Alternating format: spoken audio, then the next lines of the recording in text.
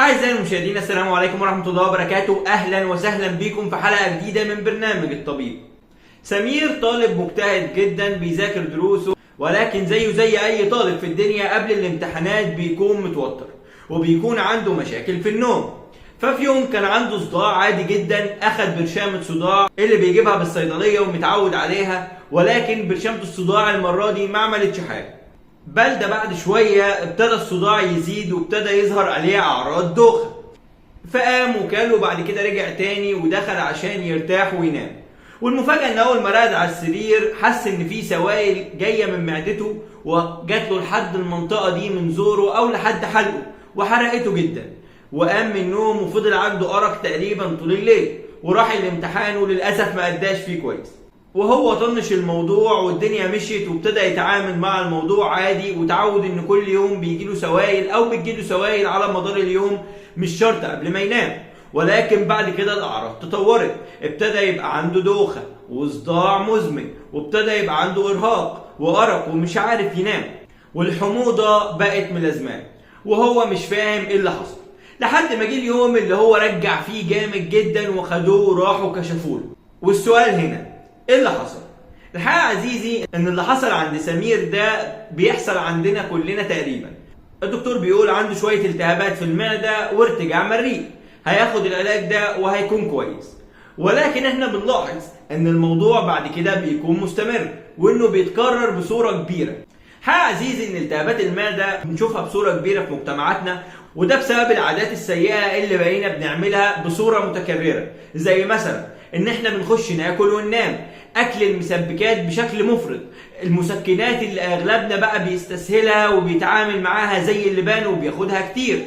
المسكنات دي يا عزيزي بتضر المعدة جدا، وغير كده كمان بيكون ليها آثار وأضرار بالغة على الكلى والكبد، مش بس المعدة. وكمان يا عزيزي التوتر اللي بقى بيتعرض له الطلبة، وخصوصا اللي بيتعرضوا له أيام الامتحانات. التوتر ده يا عزيزي بيكون مرتبط بشكل كبير بآلام والتهابات المعدة وارتجاعات المريء. ده غير كمان يا عزيزي المدخنين بيحصل عندهم حموضة والتهابات معدة، وتقريبا هم بقوا بيتعاملوا معاها بصورة اعتيادية. والناس اللي بتاكل حراق وبتاكل حوادق وبيشربوا شاي وقهوة على الريق او بيشربوا شاي وقهوة بصورة مفرطة جدا. كل الحاجات دي يا عزيزي لما بتتجمع مع بعضها بتعمل لك التهابات معدة وارتجاعات مريء. وعشان احنا لما بناخد الادوية بتاعت التهاب المعدة ما بنمشيش على البروتوكول بالظبط، وبنبدأ ان احنا نخالف تعليمات الطبيب، فبتبدأ التهابات المعدة تبقى معانا بصورة مزمنة، وبنبدأ تقريبا نتعامل معاها كجزء من حياتنا اليومية. الحموضة تقريبا دلوقتي موجودة عند ناس كتير جدا، وبيتعاملوا معاها بتكبير دماغ او بيجيبوا كيس فوار ويمشوا الدنيا ويرتاحوا وقتي ويرجعوا ياكلوا ونخش في الدايرة تاني. وقبل ما نكمل يا عزيزي في حاجة احنا لازم نحطها في اعتبارنا وناخد بالنا منها، ان التهابات المعدة حاجة وان ارتجاعات المريء حاجة تاني. غالبا الاتنين بيكونوا مرتبطين ببعض، ولكن دي حاجة ودي حاجة، ودي ليها اعراض ودي ليها اعراض تانية خالص. الاول هنتكلم عن اعراض ارتجاع المريء. ارتجاع المريء يا عزيزي بيكون مرتبط غالبا بان انت بتحس ان في سوائل بترجع في المناطق دي لحد ما توصل لحلقك وبتعمل لك حرقان شديد في حلقك، او بيبقى مرتبط بكحة، بتبقى حاسس ان في حاجة واقفة هنا في حلقك وانت فاكر ان هي بلغم ومش عارف تتخلص منها. او لما بتخش تنام السوائل دي بتبدأ ترجع مرة تانية وبتحسسك بقلق وبتقومك وبتخليك عندك أرق، وبيكون عندك غالبا حموضة بصورة مزمنة وبتزيد جدا بعد الأكل. ده أعراض ارتجاع المريء. أما أعراض التهاب المعدة يا عزيزي فدي بتيجي بصورة ألم في منطقة فم المعدة هنا كده، وبتخليك غالبا تبقى مش قادر تسلك طولك وعايز تفضل منحني، مع خفة نفس وإحساس بسرعة في ضربات القلب ودوخة وصداع. ولو الالتهابات شديدة جدا بيبدأ يبقى فيه ترجيع وعدم اتزان.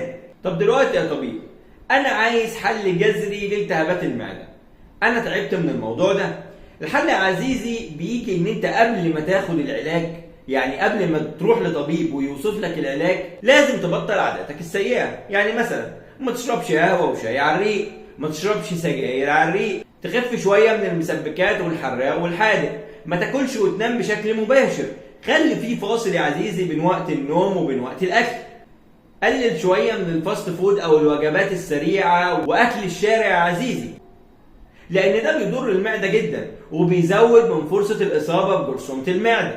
ولازم تخلي بالك من المسكنات وتتعامل معاها بحرص اكبر من كده. ما تاخدش المسكنات بصوره دوريه. المسكنات يا عزيزي مش علاج، وغير كده كمان هي ليها اضرار كبيره جدا على معدتك وعلى كليتك وعلى الكبد كمان. قلل من المشروبات الغازيه زي الحاجه ساقعه والحاجات ديت، او اي مشروبات فيها صودا، لان الحاجات دي برضو بتتعب المعده. في النهايه يا عزيزي لما تمشي على نظام صحي ومتوازن بتبعد فيه الاكل عن نومك وبتحافظ فيه على صحتك. ولو انت بتشرب سجاير تحاول تبطلها او تقلل منها جدا عشان هي ليها اخطار كبيره. ده هينعكس على حياتك كلها بالايجاب، وهتحس ان حياتك افضل. ولما تتعامل مع المسكنات بصورة أفضل من كده وما تاخدهاش عمال على بطال في صورة لبان، ولو عندك مشكلة فكرت ان انت تروح تزور طبيب وتحل المشكلة، مش ان انت تاخد لها مسكن وتسكنها وتركنها على جنب. ده كله هينعكس على حياتك بالإيجاب وهيخلي حياتك كلها أفضل. وفي النهاية ما تنساش تعمل لايك وشير واشتراك في القناة. سلام عليكم.